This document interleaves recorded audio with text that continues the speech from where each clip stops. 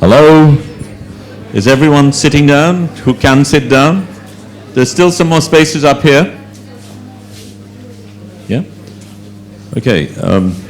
It was a guy called Nicholas Negroponte, who considered the digital guru by many. He set up the MIT Media Lab. And he used to be writing a regular column in Wired magazine. And he wrote a book called Being Digital, where he categorized the world and things that move in the world in terms of two things: bits, things that were made of bits, and things that were made of atoms. So things that could be sent virtually, the virtual world and the physical world. And he described all sorts of things that were now, which had once been atoms, which were now being bits, and how the difference between bits and atoms categorized the world and changed our culture. Of course, for photographers, that's very significant. We were in the world of atoms, negatives, chemicals, prints, and have largely now moved into the world of bits, digital cameras, internet, things going through wires being transmitted. Of course, that has great implications in terms of how we consume photographs. We see them on screens to a large extent. We don't touch them, not in the same way anyway. But the world of atoms is still very important, and I was talking about that in terms of the Chobi Mela catalog. You hold, it's tactile, you turn pages, you curl up with it in bed, you smell it. There is the physicality of the book, which still is very dear to those of us who like books. And in a sense, books have this historical thing as well. You find an old book somewhere, you share a book. And I remember the most precious gifts I've had are friends of mine who found a book which is out of print somewhere in an old shop and have sent it to me because they thought I might like that book. So in terms of publishing, however, there is a problem in the sense that nowadays it's much more difficult to bring out a book. There were times when publishers would pay you to bring out a book. Today, you write the book, you take the pictures, you find the sponsors, and I'm not really sure what the publisher does, but they put their name on it anyway. In that world, we struggle to find people who will put love and care and energy into a publication, because it's not then just a consumer object which depends upon some market survey about what will sell, and therefore the production line is catered for that. There are some people who still love books enough to put a lot more into it. So a book is not simply something that comes out of an assembly line, but something that's produced, something that is authored. And the author is not simply the person who wrote the book or the one who took the pictures, but the person who designed it, the person who conceived it, the person who, along with the photographer, in our case, put it together. And for us, it becomes even more important because we need to find someone who understands our medium sufficiently and doesn't really look at it in terms of number of pages, how many rectangles there are, square inches, big, small, whatever, and some sort of a layout. And here today we have a person who has produced and been involved in some very important books.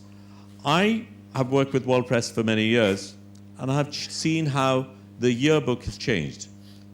And particularly at a time when World Press itself recognized that their books were too generic and it needed a personality. And they took on a person who they felt could give it personality. But there are other people, certainly two friends of Patshala and Rick, Kadir van, what's his last name? Kadir van Lohuizen. Sorry, my Dutch is not quite so good. I can say tot ziens, I can say doei, but that's about as far as I can go. Yeah? And Stanley Green are both very fine photographers who've taught at Patshala. Their books, Stanley Green's Black Passport, yeah. Then Donald Webber's Interrogation, and the other book is War Porn. Crystal One. So I need some help, yeah? Yeah. But very significant books have all been brought out by the same person. In fact, Gadu's book as well. Yeah? And a whole series of things. But here's a person who didn't simply take on bookmaking from the perspective of, okay, here's something, I'll do a book. Because he became, after a while, known as the bringer-outer of photography books. And because of that situation, he felt, and maybe that's not right, he might correct me, but I think he felt he probably needed to understand photography better. So here's a person who actually studied photography for several years. Because since he was working with photographs, he needed to understand the medium a lot better. So he could be sympathetic to the medium, so he could understand what photographers needed, and he could collaborate in a partnership in a much more meaningful way than it otherwise had been. So in that sense, I think the person we're getting today is someone who offers to photographers far more than simply who takes the material and slaps it together, but someone who, along with the photographer, gives birth to a book. And they share their labor pains together. So I present to you tonight Teun van... Let me get this one right. Go on. Teun van der Heijden. Thank you.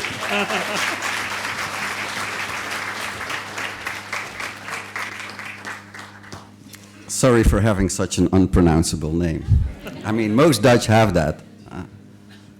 And actually, it's even worse, because 20 years ago, when I started my design studio together with my wife, well, no, it was actually before I started with my wife, otherwise I would have come up with another name. I started by myself, but 3 years later, my wife would come over and help me. She's also a graphic designer. But I came up with the idea of using my last name for my company name as well. And I'll give you another complicated Dutch word. My company name is called Heijden Skarwei. So now you have a guy here with an unpronounceable first name, an unpronounceable last name, and a company name that doesn't give a clue. But there are little Dutch-speaking people in the room, but Heijden Skarwei is actually my name, Heijden, and the word karwei in the Netherlands means work or job. So actually it's our saying for hell of a job. So my company name is actually called Hell of a Job. And that's why I started to become a photo bookmaker, because then, of course, it will fit. Can I get...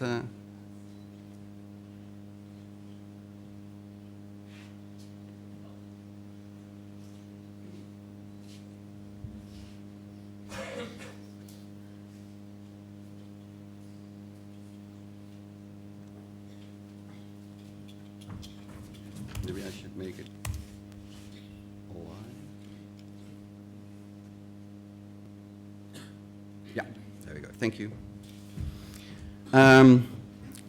As Shahidul said, as I started out with bookmaking roughly 20 years ago, when I won a competition for World Press Photo when they were searching for a new designer for the book. And actually I had no book design experience at all at the time, but I was asked, so I joined the competition, and luckily I won. And shortly after that, I had the experience of doing my first edit. Of course, I didn't do the edit by myself, as I had no knowledge, so I edited together with two well-known Dutch photographers. And I remember that my experience was that they were so fast, and I felt so frustrated about that therefore I decided to start studying photography. Because I really liked the process of bookmaking, but I understood that there's more to it than only knowledge of typography or grids and all that. You have to know, and you have to love photography. Well, now we're years later, and since 15 years, I would say, I work one-on-one with photographers and create books. And I think a lot about what's happening to the photo book, because today we're living in days that the photo book is more popular than ever, although the market, as Shahidul already said, is really difficult. But more photo books today are produced than ever before, although we are living in the digital age. And that made me wonder why.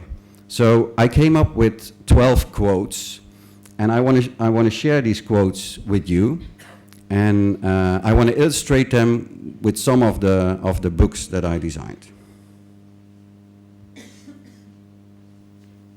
In 1922, Walter Lippmann wrote this: "Photographs have the kind of authority over imagination today which the printed word had yesterday and the spoken word before that. They seem utterly real."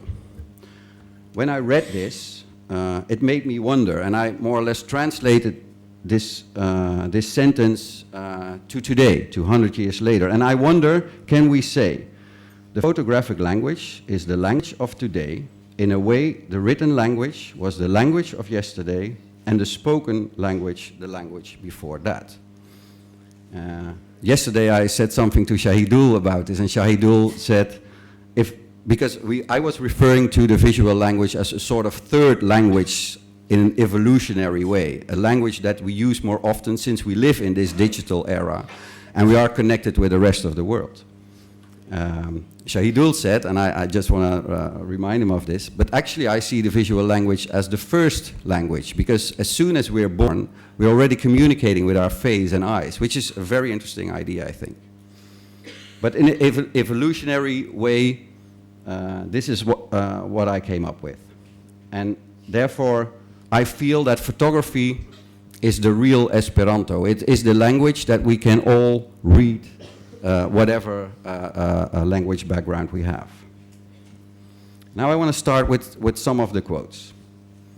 "Beautiful photos don't necessarily make a good photo book. Best of books are not interesting." "Most photographers are lousy editors of their own work. Hire the harshest critics to work with you." "Dare to throw away a lot of images, if necessary, most of the story." "Photography is the language of today. The photo book is a visual novel." In 2005, Stanley Green contacted me because just before 2005, I indeed made a book with Kadir van Lohuizen that is called Diamond Matters.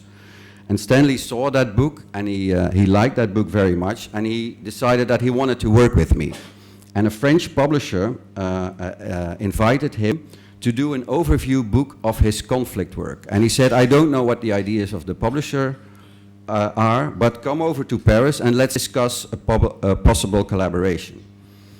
And so I went over to Paris, and we were looking through his archive. He was still at VU at the time, and I remember that we went through a lot of boxes in which Stanley showed me his conflict prints. In one of the boxes there was a glossy Russian magazine with a color image on top, and it was a little bit of a tacky image. It was a half a nude lady biting in a strawberry very sensually. And I was amazed to find that magazine in a box full of conflict images. So I said to Stanley, "What does that magazine in the box? Is it accidentally there? Look at that image, how tacky it is." And Stanley said, "Well, that's my image." And then I thought, "But did you photograph that?" And he said, "Well, I mean, sometimes, you know, I do these fashion things. Did you know I was a fashion photographer before?" I said, "No, I didn't know. I know you from Chechnya. I know you as a conflict photographer." And we went further through the archive, and that evening I was quiet, and Stanley was talking a lot about, he was mentioning a lot of ideas. And he said, "You're quiet, what are you thinking about?" I said, "Well, might it be nice if you were a fashion photographer?" And Stanley showed me all sorts of photographs from that time. "Might it be an interesting idea to mingle the conflict work and the private and the fashion work?" And then Stanley said, "You know, that's a really crazy idea. Let's try it." And so we agreed on the fact that I would make a sort of test dummy, 40 pages, to see if that would work. And I did. And then a year later, Stanley liked the first dummy, and a year later I made a more extensive one. And it was a mixture of those two sorts of images, but we had no clue what we were doing actually. Halfway, Stanley said, we can always turn it into a fictionary story. So at a certain moment in Perpignan, I had this full dummy of images with no story. And I remember showing it to Philip, who is over here. And Philip looked at it, he said, it's really interesting, but what is it about? I mean, how are you going to do it? And I said, well, we have the idea of turning it into a fictional story. And I don't know Philip's exact words, but I knew that he looked at me like, are you completely nuts? And I really started thinking about it at the time. And the idea of making a sort of fictional story was very tempting to me, but there was only one solution. The story needs to be about Stanley's life. It needs to be about himself. So at that time I wrote Stanley a long email suggesting the book should be about you, but I also gave it a lot of thought. I mean, I know that it's sometimes very difficult for photographers to make a good edit, but to make an edit about your own life would be almost impossible. So I proposed to him to start interviewing him, to know more about his life. So the project stopped at the time. I started interviewing him for a year and a half, and then also started editing and compiling the interviews and turned them into 26 written chapters that actually became the basics of the book. And since I had those 26 life stories, I re-edited the book around it. And that became Black Passport.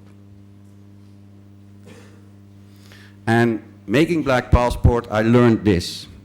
The speed and the rhythm of a photo book is faster than a textbook, but slower than film. One of the things, I mean, because I was so intensively dealing with the text with Black Passport, I was in a sense, the textual author as well.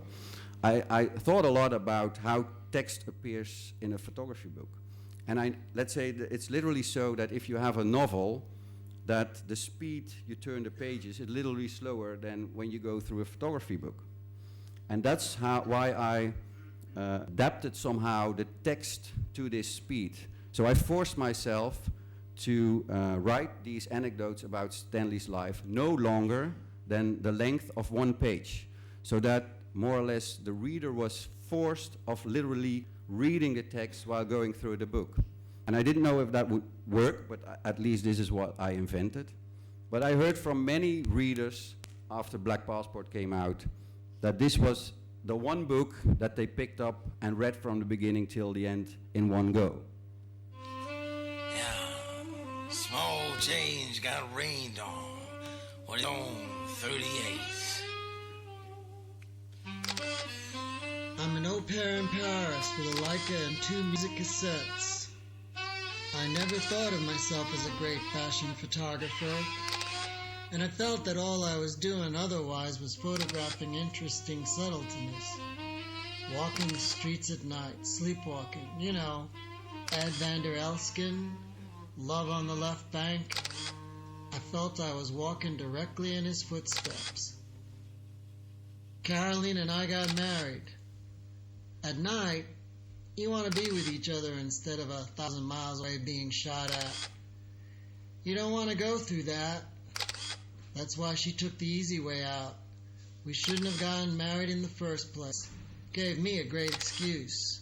My wife has left me. Instead of becoming an alcoholic, I would go and shoot war.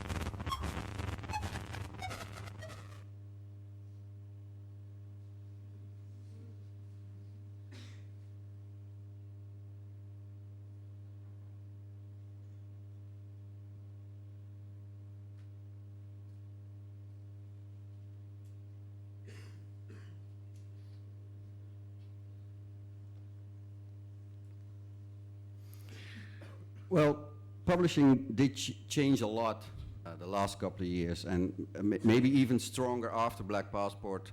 I mean, Black Passport came out in 2009. I think the world of publishing was still not completely changed. For instance, Black Passport is fully financed by the publisher. But we felt to introduce the book, we had to do something special. So we decided to make a book trailer that went viral on the internet to give attention to the book. So that was that. Quote 6, sometimes it is better to go back and make the photographs your book needs. Since a couple of years, photographers knock on my door when they're roughly halfway their project, and I really like that. Because it gives, I mean, it gives the possibility to really conceptual work together. I mean, when I'm forced with a body of work that only needs to be edited, then there's little room left of getting, let's say, the conceptual, the design, and the photography together. So, of course, so in a sense, it's always nice, or it's good when also the photographer can add to the ideas that you conceptually make. When you build your book concept out of multiple layers, you often get one for free. I'll explain later. A book is a tangible object. It is more important that a book feels good than that it looks good. These three quotes I try to illustrate with Donald Webber's interrogations. Donald was formerly an architect, so he came with me and he already made 5 dummies. He's a very good designer himself. The dummy he presented to me was really well done, and I was going through it and actually felt kind of nervous because I thought, I mean, there's only one thing that this book needs to be printed, and I wouldn't know what to do with it. In the middle of Donald's dummy, he presented 3 pictures of people sitting behind a desk. One person had a gun pointed to the head, another one had Russian letters on the forehead that I couldn't write, and later on I understood it. It said moron on the forehead, and a third picture. And those 3 pictures were really strong. And he put them as double trucks in the middle of the book. So I finished the book, and then I went back to the middle. I said, Donald, what are these pictures about? He said, these are people being interrogated by the Ukrainian police. And I said, and he said, but there are more than these 3. There are some in the dummy as well. And I went back to these other spots and indeed saw that he used 7 of these interrogation images in the book. And I asked him, why did you only use the 3 in the middle and not the 7? And Donald said, well, the sequence of the 7 became so strong that it somehow ruined the rest of the book. And I thought, but if something is so strong and therefore you don't use it, that's not a good decision. So we started discussing about doing something with that sequence. And then Donald said, I like where you're going through, but you know, the reality is I only have maybe maximum 12 of those interrogation images. And in no way 12 images is going to be a book. So I said, did you ever consider going back? Donald said, well, honestly, yes. But let me explain 2 things to you. He said, you know, how much, he asked me in between, how much images do you think a book would need? I said, well, maybe 45 or 50. He said, that would at least take me 3 months to shoot it, because I do ask for permission to these people. And sometimes I'm sitting a day in a police station and I don't get permission, I do nothing. So if you say you need 45, that would take me a really long time, let alone getting renewed access.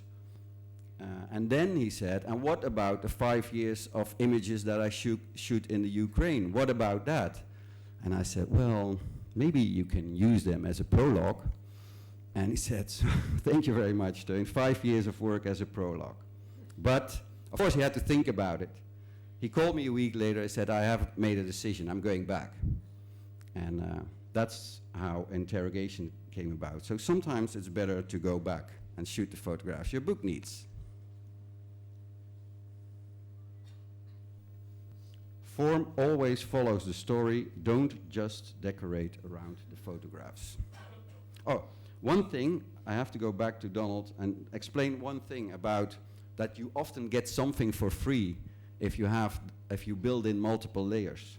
The cover of Interrogations is actually, I mean, in all Donald's photographs, the wallpaper is very present. So my idea was to use the wallpaper.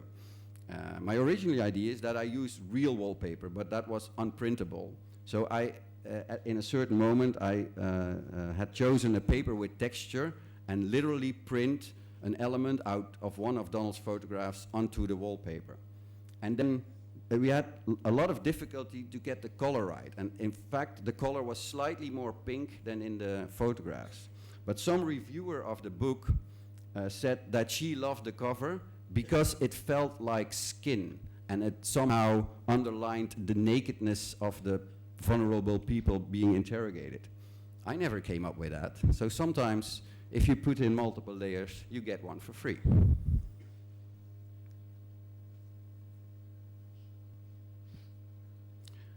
A lot of photographers that come with me talk about printing quality, especially black and white photographers like the deep, intense, contrastful printing. But I always say printing quality per se does not exist. It's about the interplay of edit, concept, form, size, paper, printing, binding, and wrapping. Sometimes a softer tone of black and white can be beautiful. A couple of years ago, I started doing some guest lectures at Dutch art schools. And at a certain moment, I decided to help some of the graduation students with their graduation project. And this is one example. Of course, the difficulty is, I mean, you can help a student with a graduation project, but the difficulty is then you always have to deal with digital printing and not the real thing. So, a year before I did this book, I collaborated with a student who could come up with a little budget, and we printed 300 books in offset. A year later, there was this other student came to me. He was an intern at Kadir's, by the way, Pieter van der Boogaard, and he found himself a small publishing house that was willing to buy 200 copies from him and invest in that. And so he invested a little bit more, and we did this project, and we ran the book in 400 copies, which is really more or less the lowest that you can do in offset printing. And Peter's story is about the clothing industry, and I guess more or less a little bit under the influence of Kadir, who always does these worldwide subjects. He photographed the route that the clothing take. But for a student, of course, it's impossible to go to all these countries. So Peter was introduced, I think, by Kadir, and I guess to somebody here at Drico, Pachala, to photograph in Dhaka for what in the book is called an example of production. He shot consumerism in the Netherlands and in Germany, and he also shot an example of the dumping of clothing in Ghana. And this is actually how the book was made. It is an accordion book, and it has 3 different chapters. The reason for the accordion was basically also because Peter shot a lot of panoramics. Normally a fold-out solution can be good for panoramics, but Peter shot such a continuous story that if I would put the fold-outs, or if I would put the panoramics in a fold-out, it's a breakup. I mean, you have to do something. And I wanted to keep this continuous speed. So the only way of showing the panoramas, not in a smaller way, but an equal size as the rest of the pictures, was if sometimes the book all of a sudden could become 4 pages next to each other instead of 2. And then the accordion form is really brilliant for it. And since it was a sort of trip, well, not literally a trip around the world, but it was this world story, the fact that you turn the book also adds to that. And so this book got printed in 400 copies. It did very well. He sold out very fast. But this is something that I deal with more often, that people come to me and they want to make a book, but the budget they have is only suitable for a very, very, very low print run. And then people constantly ask me, but I mean, is that worthwhile, that low print run? Because I mean, only 400 people get to see a book. But I believe, I mean, also the difference between the analog and the digital age, that the paper book today has a function in the digital age. Because of the fact that a beautiful object is made of a book, the story will get attention. It will be spread out in the virtual world. If Peter would have made the same body of work and put it on a website or whatever, then it wouldn't have created attention. But the fact that there is a physical object somewhere also creates that attention for the story, and the story will reach a far larger audience than those 400 buyers alone. So I say the photo book is a flywheel. As an object, it will be discussed, mostly on social media, and therefore the story will reach out. This is another student project I did. I did it 2 years ago about the Belgian, the Belgian photographer Jan Rosseel. And he has a very personal story. In the 1980s in Belgium, there was a violent gang active. They were robbing supermarkets, and they shot every client in the supermarket. It was not so much about the money as it was about to create disturbance. Jan's father was one of the victims. He didn't treat the project as a sort of out of a traumatic way, because he was 6 at the time that it happened. But he always investigated the case, because the robbers were never caught. So it is still an unsolved case. And so he read a lot about it, found a lot of evidence via internet, and reshot the elements of the story. I mean, in that sense, it's not a reportage story, but he went to the places where the robbers would hide out. He went to the canal where they dumped their guns. So he literally followed the tracks and turned it into a half fictionally, half true story. Sometimes he would have read witness stories, and he would dress up himself as one of the villains and photograph himself in self-portraiture. And we decided that the book should be a very loosely bound book, as if it was a sort of police dossier that you would actually find somewhere. And it also has a lot of these loose elements in it, little booklets that you can find, so that the reader really gets the feeling that they discover the evidence, that they have to discover it. There are no captions with the pictures. As you can see, there's a sort of numbering, a code numbering, and we invented this numbering, and the numbering will go to the captions in the back. So you really have to put in some effort as a reader to find out what each picture means, where it comes from, what the background is.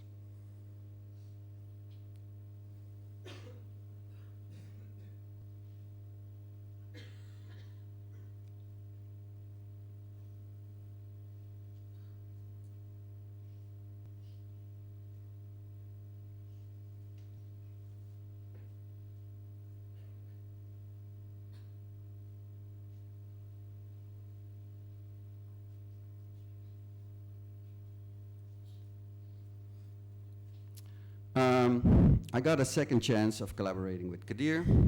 After the Diamond book, Kadir did a big project called Via Pan Am. He followed the longest route on Earth from the south part of South America to the most northern part of Alaska, and he investigated the migration alongside that road. Originally this was planned as an iPad app production, and there was actually no, from the beginning on there was no reason to make a book. At a certain moment, the iPad app came out. The hopes were very high that they would would sell the iPad app in large numbers, since you can digitally distribute it. But after a year, there were only 2,500 copies sold. And then Kadir started thinking, maybe I should turn the body of work into a book. But the thing is that the iPad app already existed. And also Kadir shot a lot of moving images and sound. So it was kind of difficult to make a book after that happened. So Kadir said, you know, I'm kind of interested in a book, but only if you can come up with a very convincing idea, otherwise we will not do it. And one evening I saw a presentation of Kadir where they presented their story on big screens. And actually I was amazed about the amount and the beauty of the landscapes that Kadir took. And I somehow couldn't remember that I saw them in the iPad app. So I asked Kadir that evening, did you put more landscapes in your presentation than you use in the iPad app? And Kadir said, no, it's the exact same edit. So the day later, I looked through the app again, and then I discovered that this small size of the device is simply not suitable for these empty landscapes. And it was wonderful for the intimacy of the portraits of the families. So, and I simply didn't notice it, but the families they stayed in my mind, but not the landscapes. So I thought, the only way of doing that is making a bigger book that showed the landscapes. But I didn't want it to turn it into a too classical coffee table book. And I also actually kind of liked the intimacy of the portraits.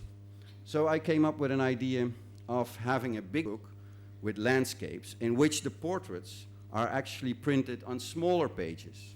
And so the people are literally in the landscapes. And this is what I presented to Kadir. And Kadir liked it very much. Because of the fact that this was technically very difficult to produce, I had to talk with the binder. And the binder said, you know, because I made it, my first dummy looked slightly different, but the basic concept was there. And the binder advised me to do a different technique, and that changed the way of how I did the book. And eventually, I decided that if you can continue doing that, like having these portraits in the landscapes, that at a certain moment you know the trick, and then became kind of boring. And I also saw that some combinations of smaller pictures on bigger pictures created almost new pictures, third pictures. So I came up with the idea of the picture-in-picture concept.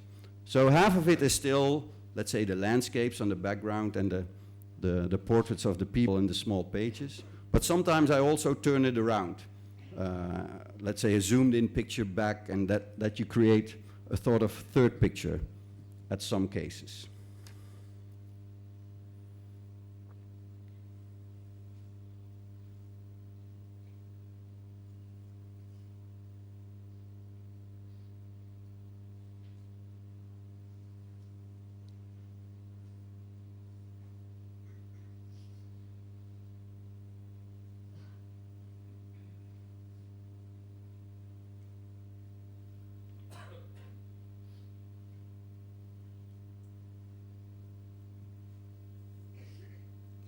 In the digital age, the paper book has the aura of the original. I think that let's say analog photography always somehow was connected to something tangible. I mean, when you were in the darkroom, you would take your printout, and this was the first time that you actually physically had something in your hands. And since the world of photography became more and more digital, even photographers who use film use also partly a digital process. It's almost as if the first time that you have this magical moment of having your complete photography story together is when it becomes physical in a book. And I think that the current success of the paper photography book has everything to do with the fact that we are mostly living in a virtual world, and that we're really reaching out for this physical object. Last year I worked together with young Australian photographer Ying Ang. Her story is about her hometown, Gold Coast. And Gold Coast was, I don't know exactly, but developed in the 1950s, 60s as a very wealthy beach town in Australia. And so there are wealthy houses, rich condos, But at the same time, when I met Ying, she explained to me that Gold Coast had the highest crime rate of Australia. And so let's say the developer's dream somehow didn't came out. And she said, as a child, I mean, I grew up in luxury, but I always sensed the sinister somehow. And that's how she wanted to make her story. I mean, she could have photographed it in a sort of reportage way, following the police and, you know, come up with the amount of crime was going on. But she actually wanted to photograph the beauty of the place, but do it in a way that the viewer of the book would feel the sinister at the same time. And and she shot it all on 6x6. And 6x6 for me as a designer is always a little bit of a challenge, because it's a very steady format. It's less playful, for instance, than 35mm, using sometimes portrait-sized pictures, sometimes landscape. That has a sort of natural flow. So my first attempt was to play a little bit with these square pictures, and I turned some 45 degrees. And then I all of a sudden saw that the corners of a square picture become pointy when you turn them 45 degrees. And I thought, hey, that's interesting, because pointy and sinister, that's maybe is related. And of course, you cannot make a full book with square pictures turned 45 degrees. That would be really annoying. But I used them as a sort of prologues to chapters. And then Ying told me that she was very much influenced by David Lynch. So I have seen some films of David Lynch, and I've seen, what's the series name again? Twin Peaks at the time. So I Googled to refresh my mind. And then I saw that by the end of the series of Twin Peaks, when people enter this fantasy world and go through the red velvet curtains, they come into this space where the floor has this graphic thing that I use for the cover. And the nice thing is that it also has these angles 45 degrees. So I immediately thought that I had something, so I used that for the cover. The original idea was actually to use it as a sort of cloth and then have the picture in it, but we felt that we would reveal too soon what it was about. So eventually we use it only as a graphic cover, but put the graphic cover in the slipcase so that a part of the graphics became a sort of picture.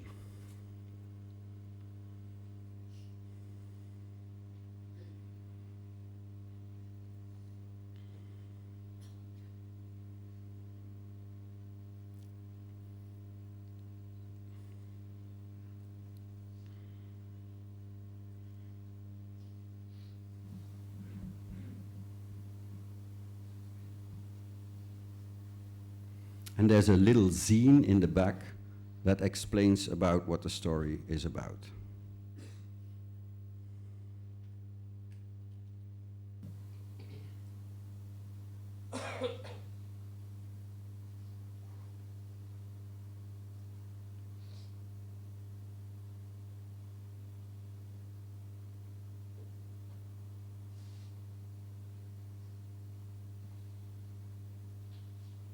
And then the last project I'm going to show you is War Porn that I did with Christoph Bangert last year. At a certain moment I received a call from Christoph Bangert, and he said, I wanna meet you because you are the designer of Black Passport. And I created a dummy, and I want you to look at it. And this was the dummy that Christoph created himself. And as you can see, it was a rather, I mean, it was not as big as it is on screen, but it was like that big, and it was rather thick, also because he mounted the backsides of each page. But when I went through it, I basically saw a similar script as what I did with Black Passport, and he did it about his life. And I mean, his photographs were great, but I somehow felt uncomfortable because Stanley is older. He has a full life. This is a younger guy. There was one story he told me that was kind of intriguing. That was about his grandfather, who was a Nazi officer. But for the rest, it was like a sort of young conflict photographer searching for something, but it didn't really came out. So I gave some comment, and I thought, let's be nice, give some comment, and then. But then a couple of weeks later, he called me again, and he said, I really listened to your comments. Oh yeah, and there was another thing. He had the title War Porn, and that's a very intriguing title.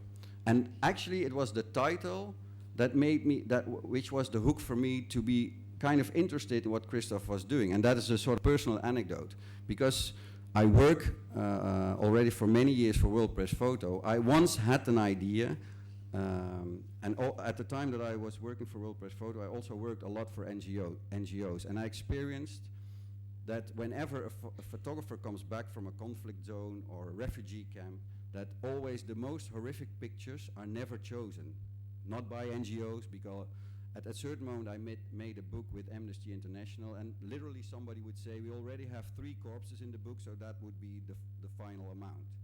And this always kept on going in my head.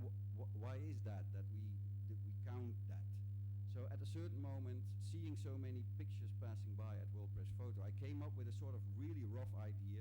What if you would make a book with only horrific images? And once I was at a festival where Chris Booth was invited, and I thought, Chris Booth is a publisher, maybe I should pitch this idea, but I didn't have a design or whatever. So I very fast made something with pictures from World Press Photo, 20 pictures in a row, and I remember that I gave it a sort of, I don't know, a bit of a tacky poetic title. I forgot what the title was, but trying to make it less harsh. And Chris went through it. He said, this is really dangerous, but always interesting to think about what it would do. But if you ever do it, he said it, then don't go for a sort of poetic title. Then simply call it war porn. And then 10 years later, I'm meeting this guy that presents me a book that is called War Porn. So that was really intriguing. So Christoph was calling me a couple of weeks later. He said, would you be interested, in discussing this with me? Because I really know what you were talking about. I said, well, let's come over and we simply talk about what you want and then see what happens. So we did that. And he came over and we talked more or less for a day. And in this day, we discovered that this book was actually about censorship. Because Christoph was actually talking about why he had this idea of doing this book. And he said, I'm always totally frustrated that newspapers like the New York Times would say, okay, this is too horrific, we cannot publish this.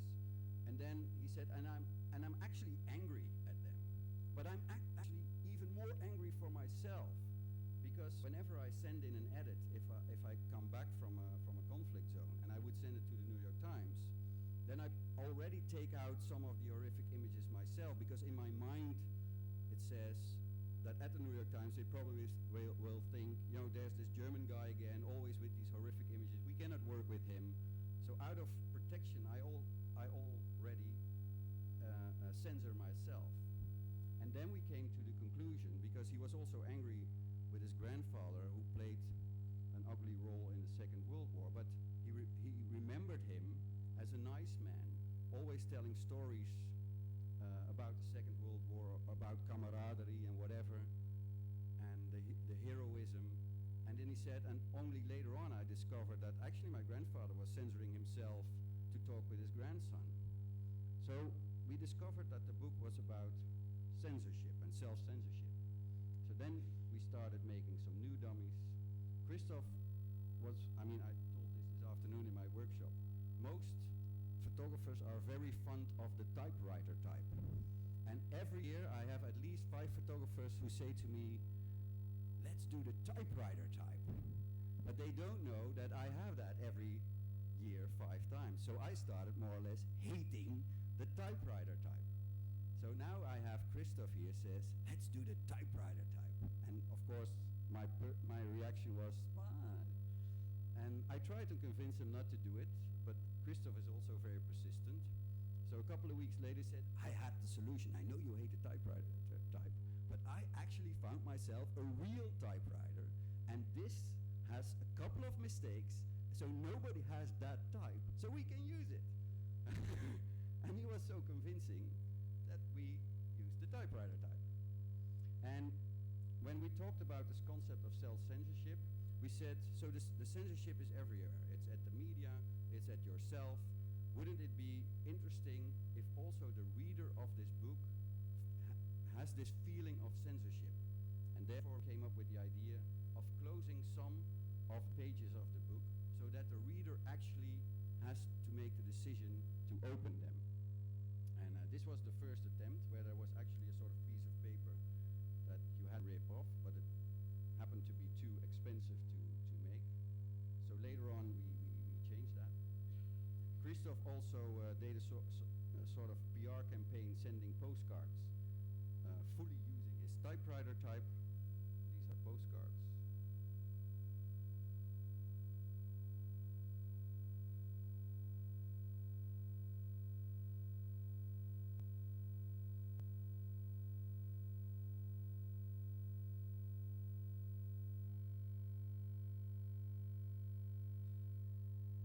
And eventually we had a different technical solution for opening the pages. The original idea was to have a book with conflict photographs, and the most horrific ones would be hidden in those pages that you have to open.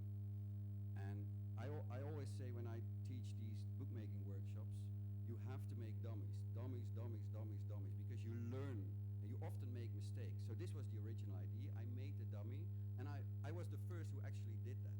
And then after opening, let's say, the fourth or the fifth thing, then you notice it's a nice idea, but it's not working because it becomes an effect. I mean, this is such sensitive material, and now I'm turning it into an effect. Oh yeah, another horrific image. And then I thought, this is wrong. It's an effect. You cannot do it. It's too sensitive a subject for that.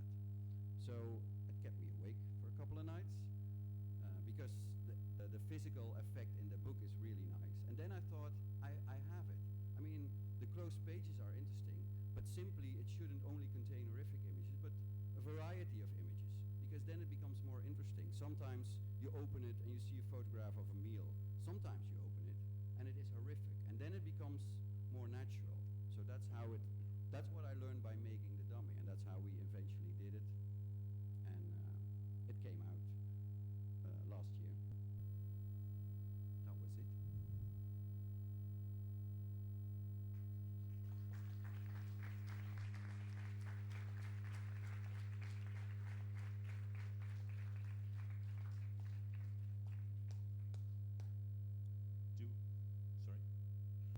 Do you have questions from the audience? Yeah? Yeah, no, I was just thinking, I mean, in the old days, like, no one would think about doing a cover like that, because the argument being that in the bookshop, no one is going to look at it and it's never going to get put up there. So I suppose in this digital age, that really gives you a lot more freedom to do these kind of... Yeah, it's exactly true as you say it.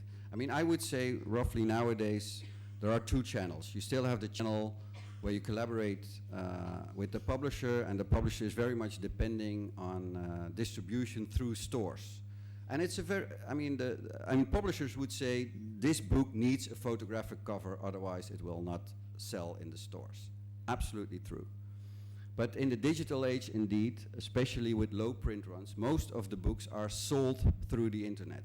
And you see that for my presentation, I make these little films. These films go everywhere on the internet. And then it's more, then actually the cover is not literally the cover, but the fact that the whole object, you know, where you can show where it's three-dimensional, that is actually the sales in the digital environment. My question is probably the reverse. You said when I kind of read these various things that you put out as anecdotes, that maybe photographs are just not enough to make a book. So I have a question.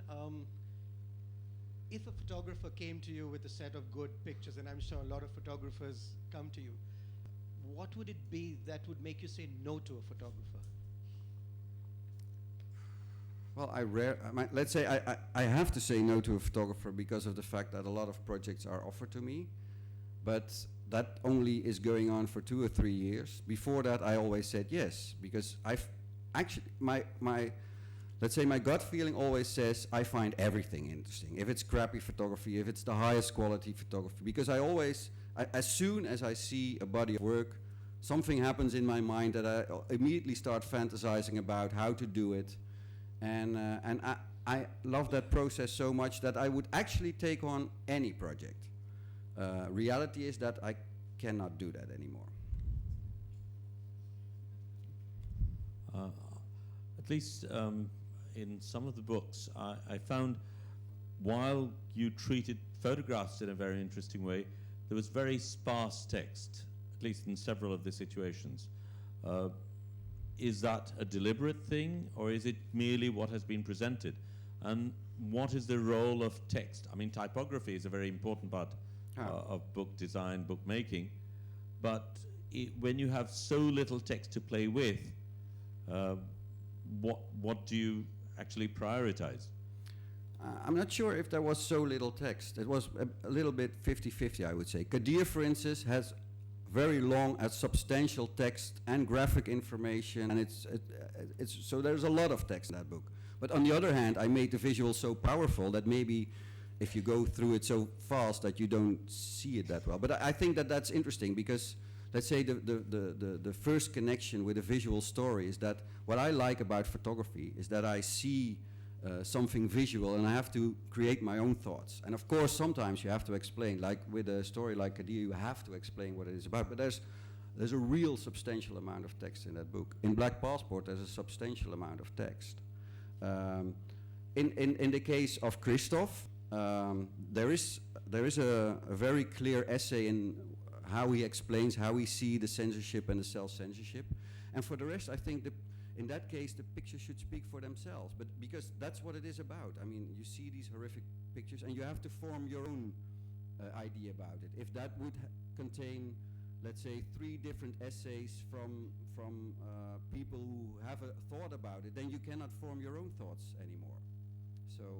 So sometimes I'm totally not against text. I love the combination of text and photography, but sometimes a book doesn't need much text.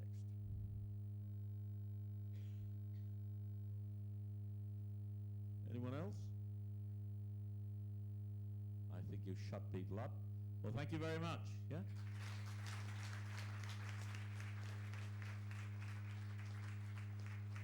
Can you tell us a little bit about the workshop that you're doing while you're there?